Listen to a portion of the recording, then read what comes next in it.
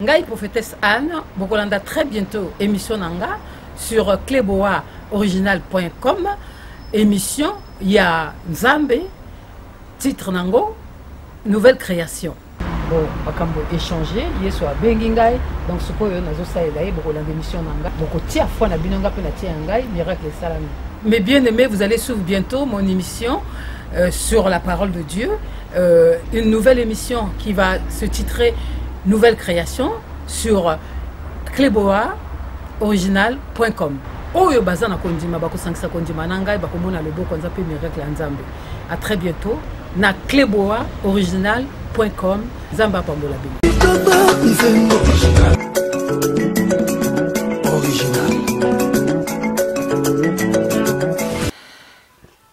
Mbote ba mama, ba ningami, mbote ba bien-aimé, mbote ba papa, ba maman, pe bana.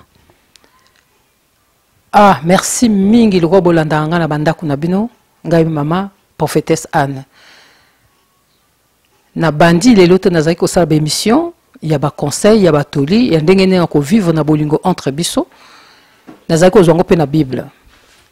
Ye moko mokonzi ya ba konzi alobi nanga na parler de lui, de Jésus.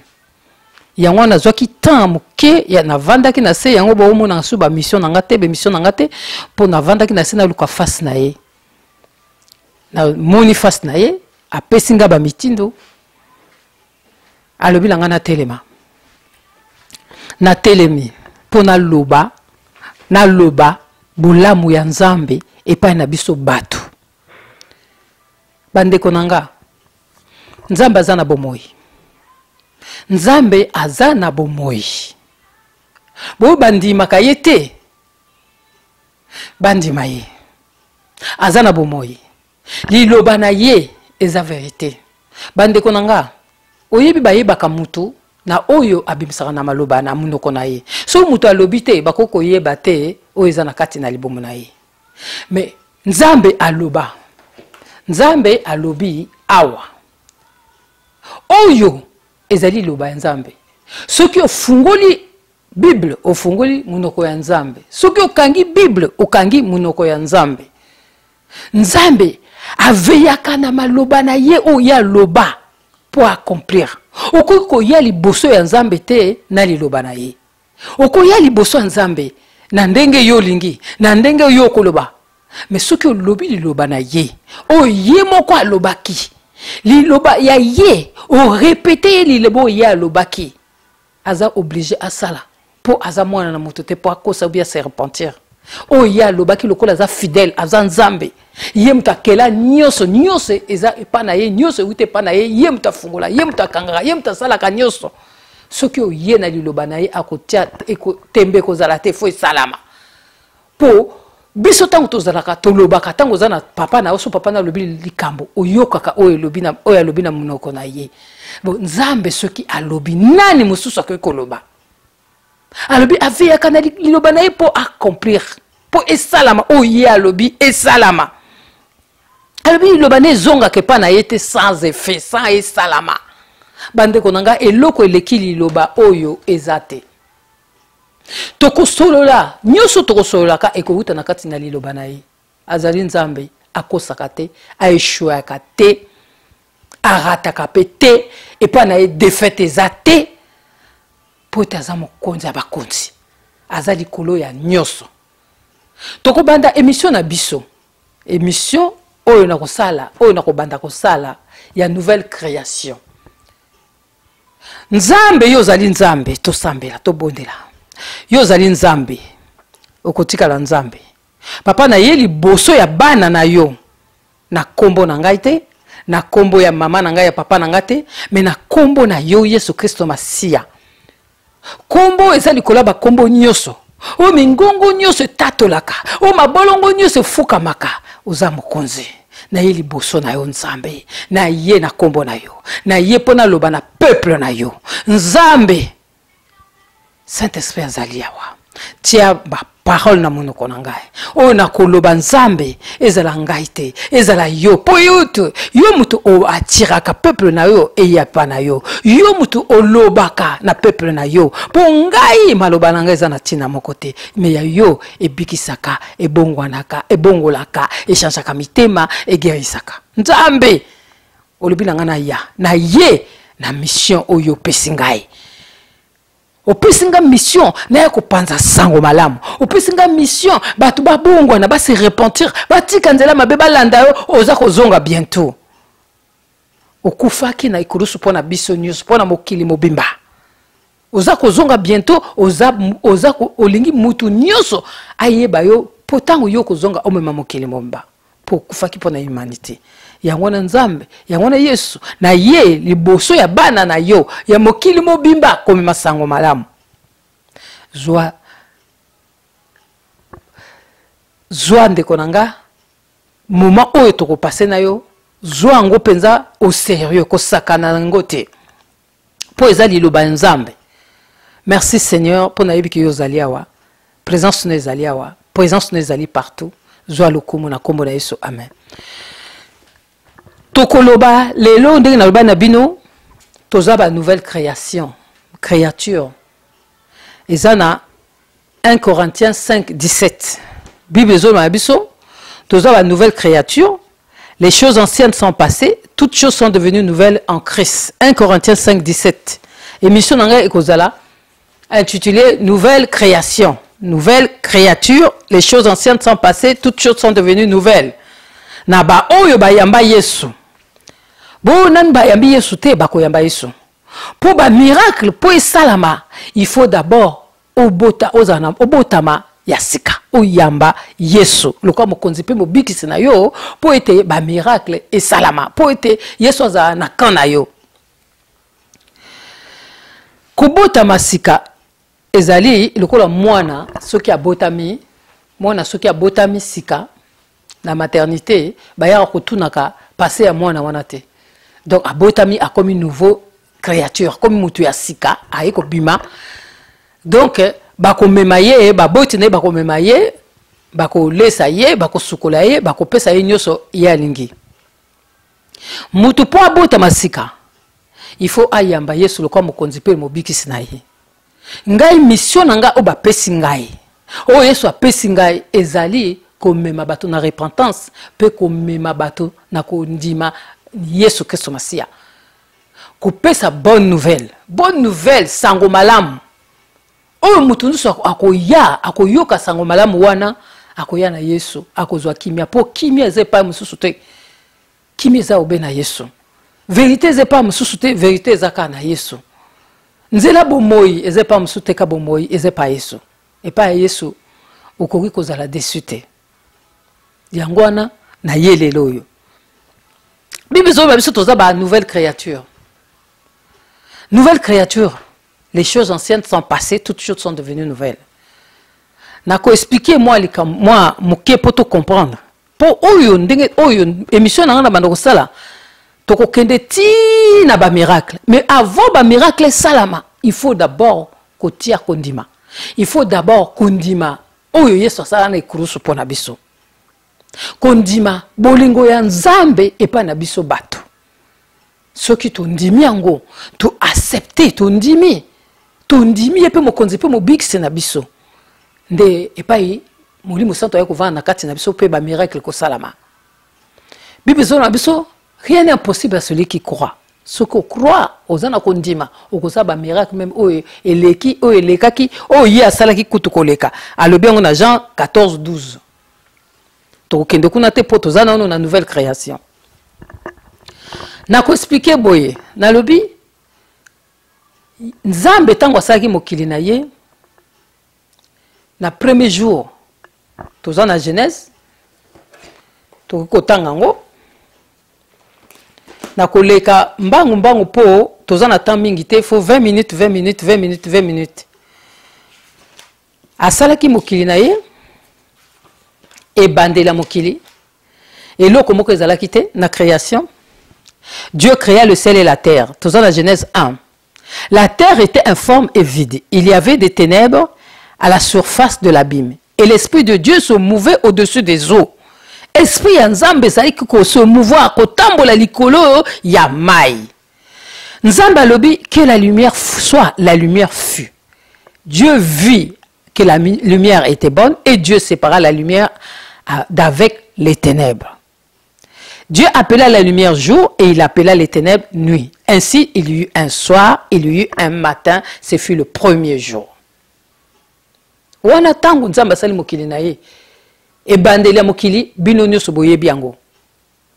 Nzambe asali biloko nyonso tu ya mokili. Biloko nyonso tomonaka euti pa na ye moko asalango. Ti a continué à saler, à séparer jour et nuit, yango no monaka bonjour et sa bénédiction. Soko yoki ba le pesi moninga bonjour, ça veut dire au béni ye donc na pesi o bénédiction na journée oyo ezala malamu. Bato mususu bazoli kananzela amoni muto apesa kaye bonjour te. Eza malamu te. Oyo nyuso za na Yesu. Na oyo za na Yesu te amoni moninga zoleka. Amoni moninga amoni atana kati ya ndako fuko ko pesa bénédiction. Nzambe yimoko amona kike bonjour jour wana ezaki malamu. Donc à bénir jour wana bonjour. Donc bonjour est important pour na mutu nyuso oya kukuta na mutu moninga bembele kola ye il faut pesa ye a souhaiter à bénir ya pesa ye bonjour. Eza bénédiction. Wana kaka na tiango à côté. À séparer le jour et la nuit. À monique ezaki bien à séparer ba maya likolo PAC. Ti a continué à sali banyama, à sali abimisi moyi, abimisi lune, à séparer à sali banyama, sali banzeta sa biloko soti ayiko sala mutu. A sali mutu na elilingi na ye. Na ressemblance na ye. Nzambe asali mutu, yo mutu. Nzambe asali yo na image na ye, image. Donc ce qu'on vandi bo mitali, oza image ya Nzambe. Asali pe na ressemblance, oza ko ressembler na Nzambe. Oya sali kolona se, oya sala biloko nyonso to, oya nokisaka mbula, oya bimisa mangolo, oya bimisa banzete, oya sala nyonso akitsaka kake ko na nzete kauki. Oza ressemblance, soki otangi verset wana. Que ozali image pe ressemblance ya Nzambe vanda mitala lo bangai pande nazali awa naza image pe ressemblance ya Nzambe omi pesi valeur omi pesi valeur po Nzambe lobi yo zali ressemblance image ne pe ressemblance mutu moko ko loba le contraire o aloba ndenge musu ezate o Nzambe lobi wana yango nde mutu moko te na kati na vie na yo molinga minanga oya ko koloba le contraire na o Nzambe alobi o salama na image na ye pe na ressemblance na ye oza ressemblance ya Nzambe vanda tala na nous donc réaliser na nous yo mutu oza image na o salama na image pe na ressemblance ya Nzambe omoni valeur nini Nzambe apesi yo bon nani akokoloba ke yo o salama ye na image ya mutu o mutu aloba ke yo za boza bon non okondima oyo Nzambe alobi asali na image pe na ressemblance na yo na ressemblance ne pardon alobi asali yo pe a bénir yo alobi na yo ozala fécond o se multiplier o dominer na biloko nyonso ya sali o tia biloko nyonso ya sali na makolo na yo ou assujettir. Tu te rends compte? Molingami. Au moni bolingoni Nzambe aza nango pa na yo. A bénir yo, a sali yo na image na ye, na ressemblance na ye.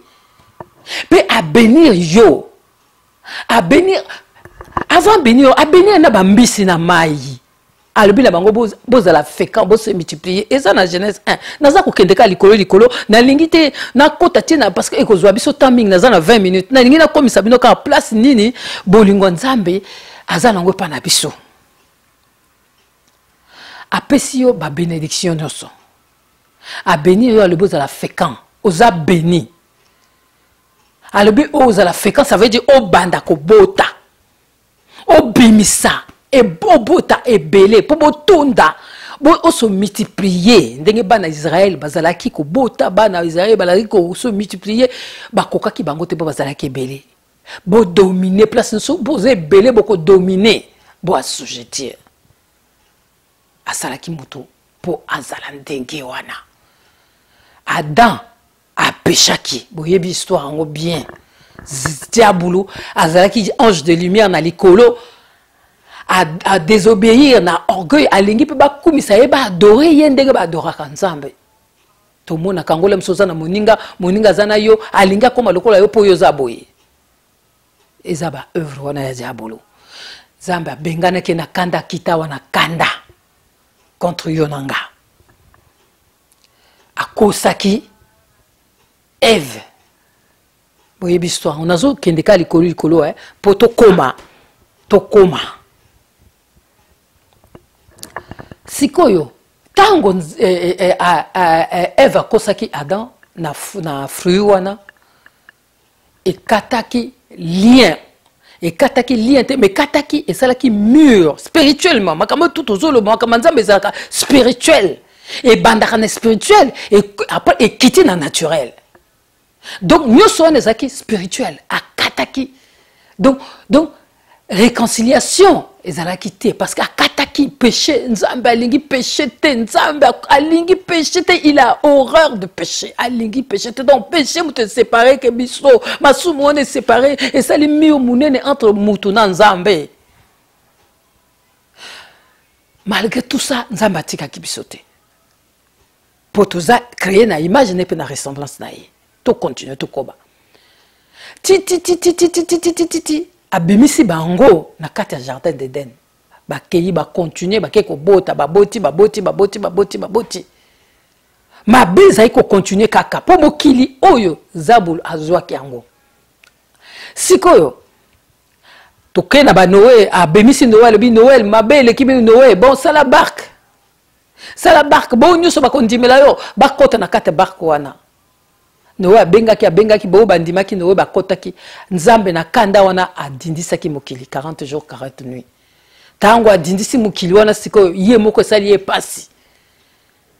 Alobi Noé aleleli ye alobi Noé na kodindisa susu mokili te. Soki bo moni arc-en-ciel mbula soki betisima mbula so bo moni arc-en-ciel boye bake eza signe ya alliance na sali na bino na kodindisa so mokili te. To continuer to kobi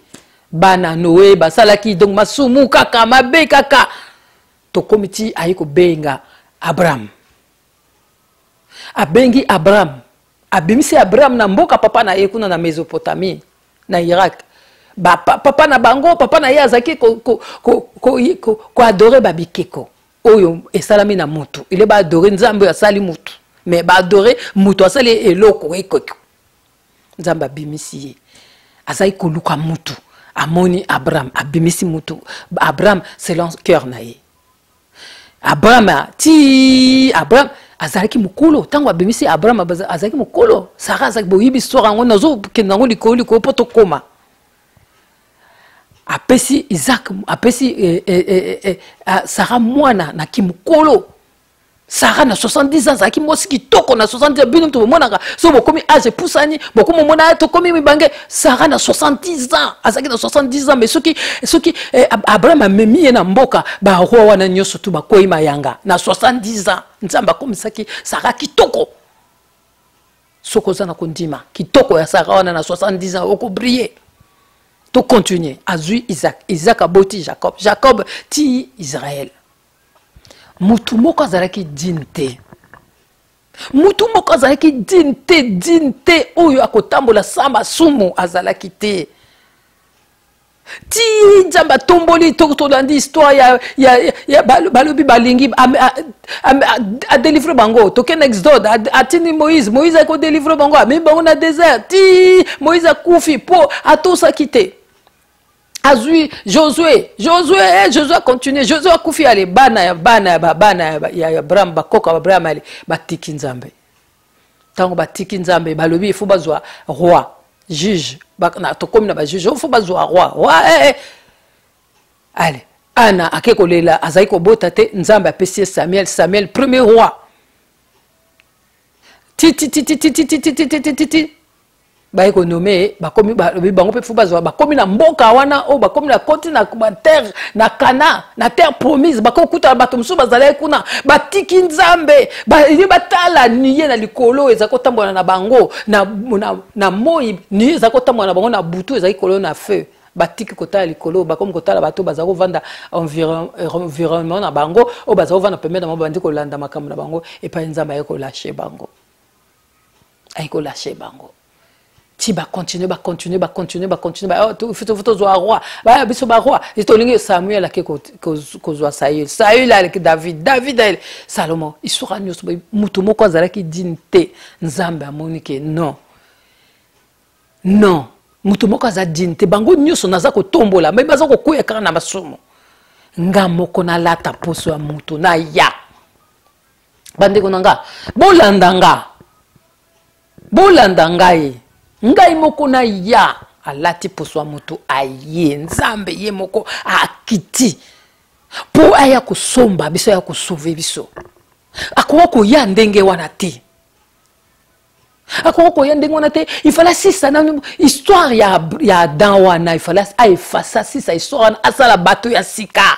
po soki alobi ke aya kaka abotola na maboko Zabulu ndenge diabolo azwaki bokonzi wana abotola ngo ndenge wana elingolo ba ye pas a comme le kola diabolo non akoka ko usurper ndenge ya usurper kite alobi ngana kokita mais na ko sala bato ya sika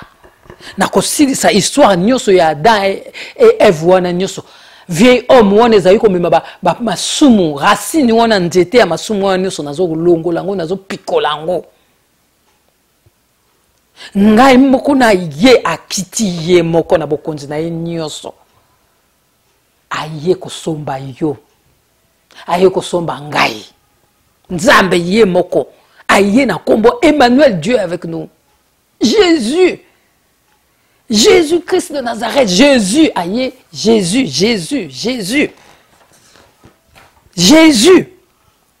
dimension incarnée de sauveur, dimension incarnée de Dieu sauveur, sauvé des péchés. Jésus, dimension incarnée de Dieu sauveur, sauvé des péchés. Emmanuel, Nzamba zana biso. Aye, rolo ya yaki aye ko pona ko accomplir salut na biso. Donc aye ko somba biso, aye ko zwa d'abord masumu na biso. Kanga bien aye alzui masumu alongoli yo donc ozaki na kati ya masumu wona ezaki donc le kuta ko yiba ko boma assassinat murmure ba nyonso tu ya mabe wana ye aye alongoli yango na nzoto na yo atiangwe pa na ye sikoyo azanzambe ya longoli eloko ekabolaka yo na ye alongoli yango atia na nzoto na ye alobi nga moko na porter yango yo ko porter susu yango te yo sikoyo il faut ozala libre. Akamati a aboli un peu principe ou un péché ou un principe ou un ezako séparé biso na nzambe. Puis a crucifié le vieil homme ou wana racine ou wana mal ou wana so a crucifié en na croix. Donc ozali susu na masumu te condamnation ezali susu te. Na croix wana kaka na croix a mesure masumu na oni so na croix. Donc na croix wana azupe maladie na yo ba infirmité na yo et suka na croix délivrance na yo molinga mi na croix wana ezali puissance monene na nzambe na bao bandimeni Yesu za puissance monene croix o ebozomo na croix o eza spirituellement eza puissance monene délivrance ngana yo tozwango na croix wana kaka tozaki séparé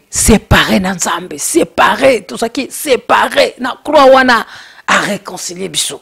na croix wana défaite ya Satan diable défaite na ye na croix wana défaite na ye na croix yango mon diable alingaka croix te croix wana sukisaki mayele na ye croix wana kaka malédiction ye moko nzambe Jésus alati malédiction pour yo koma bénédiction. Pauvreté, amisali pauvre pour yo koma riche. Amisali maladie, azui maladi na yo bapota wana makila wana esopanaki wana babeti ye 39 coups na mokongo makila esopani ejike lokola nyama ye moto aza nzambe akititi akomi na niveau ya se mpo na yo mpo na nga babeti ye bakamati elamba na ye basali yango esan bakamati ye oyo ya bendi ye nzambe andimi akoma ti mutu pamba mpo na yo mpo na bolingo oyo aza nango epa na yo azui maladi na yo azui pauvreté na yo azui malédiction pauvreté na yo okomi riche ye azui malade azui pauvreté na yo akomi si yo riche azui maladi na yo azui infirmité na yo akomi si yo oza guéri apesi yo la santé divine azui malédiction na yo apesi yo bénédiction oh mutu a comprendre que yango bien oyebi bandeko na nga boyoka nga malamu bato nyonso bazaki na Jésus ba disciple à Jésus bazalaki sauvé te 4 évangiles ezali histoire ya Jésus oyo ya kosala na croix oyo yaki pour accomplir acte na ya accomplir rôle na ye na croix ayaki po asomba biso bakila ne sopanaki afuti pri monene afuti pri ya monene ya calvaire ya souffrance na croix po na yo na nga afuti nyongo donc oza sous esclavité ndeko na nga ndima yango akufi po na yo akufi po na nga anyokami po na yo ye nzambe anyokami po na yo ye mwana nzambe anyokami po na yo akufi azalaki tango Jésus ayaki na mokili na biso Jésus azalaki locataire azalaki propriétaire te soki tolandi ba 4 évangiles okomona te pa balobaki Jésus akeki kozwa ndako avandi o ndako ya Jésus ezalaki te azali kotambola partout azomema sango malamu azokoprépare bato base repentir po royaume nzambe ezoya bao nyonso bazalaki oyo bazalaki nyonso wana bazalaki bato bazalaki sauvé te bazalaki ba mort ambulant bazalaki ba mort ambulant azui masumu wana nyonso atiki yo pepele akufi ake na séjour à mort na séjour à mort kuna ake ko botola fungola ya enfer na ya mort donc abotolengo aye apesi yo akufi aseku amati likolo ake ova na droite à papa alobi bozela ngai na eko vanda amemi na yo amemi yo oke ko fanda na droite à père azoko intercéder alobi bozela ngai nazoko ya il faut na tindela bino molimo santo ayaka mokola Pentecôte molimo santo ayaki nde pai bato bazalaki ba mbotama ya sika ayaki mokola Pentecôte na acte 2 et pai bato bakomaki babotamaki ya sika tozali bana na Yesu bana na Nzambe ndenge tozali awa malade ezali so na pouvoir te malédiction ezali so na pouvoir te na yo moto ndimela Yesu pauvreté eza na pouvoir te yo moto ndimela Yesu malédiction eza na pouvoir te yo moto ndimela Yesu Yesu a sauvé yo a bénir yo a guérir yo a rendre yo riche ndima yango ndeko na ngai po soki ondimi te oyo nyonso tokosala awa okozwa miracle te ndima soki oza maladi ozoyoka pasi na makolo mpasi wana tozoyoka boyango loba nga na kondima te pasi nga nazoyoka na lokolo na ngai po oyo ezali musuni ekokufa ekopola nzanga na koyoka ka oyo molimo ezoka koloba molimo olebi naza maladi te balobaka baza na maladi te balobelaka nde maladi eza na voix eyo eyokaka malédiction okokozala maudit te parce que Yesu a bénir yo ozwa bénédiction nyonso okokozala maudit te po oza sauvé po Yesu afuta nyongo munene oza racheté yo Nzambe alakisi bolingo na ye aye kosomba yo okomi pepele oza pepele eloko moko ezali susu te changer nde makanisi na yo changer ba pensée na yo mais ba pensée na yo ezala captif na liloba ya Nzambe. Ndeko nanga tangaka Bible po yango ndeza flèche munene po na zabulo. Bible nde wana muteko pesa yo nyonso tangaka Bible avolalo tangi na tongo tangi tanga suko kamata Bible tanga ngolo kulo zo tanga livre boité. Bible ko tanga ngo ko méditer soko ba lobi par exemple Nzambe alobi ki ya akufa po na yo. Eza mingi azui péché na yo okotanga ngo na Ephésiens 2. Soko zui Ephésiens 2 wana bani ko tanga donc verset moko yo kozwa okotanga ngo ata 10 fois otangi répéter il faut ekota yo tina kati ondima yango po eza liloba Nzambe eza eloko kosakana ngo teza mutu ya eza Nzambe ye moko. Eza Nzambe ye moko donc eza eloko kosakana ngo te Bible ozomona lilobo eza liloba Nzambe eza na puissance kosakana te soko ndimela ngo kosala makambo minene oza na besoin muto abondela pona yo te yo moko soki okanga bina lilobo yo okomona Molimo Santo ya kosala po Molimo Santo azali sima liloba ya Nzambe Molimo Santo azali sima ya kombo ya Yesu Molimo Santo liloba ya Nzambe Bible ezoloba na biso elobi na biso le royaume de Dieu ezali na parole pe na puissance wana oya ya kanango Molimo Santo. Bandeko merci mingi lokwa bolandi ngai Nzamba pambola bino mingi naza na temps muke donc na kokoloba mingi te donc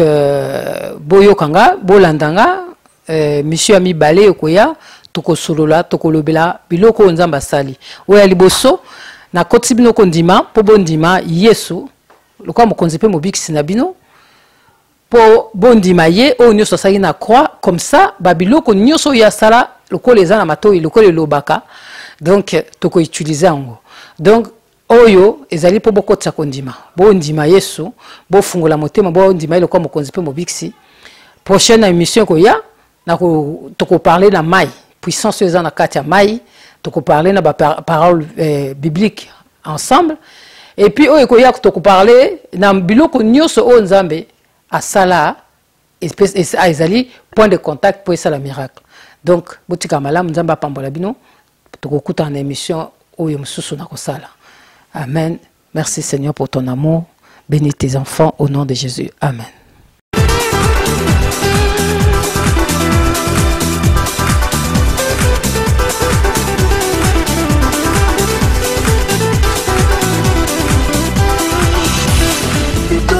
It's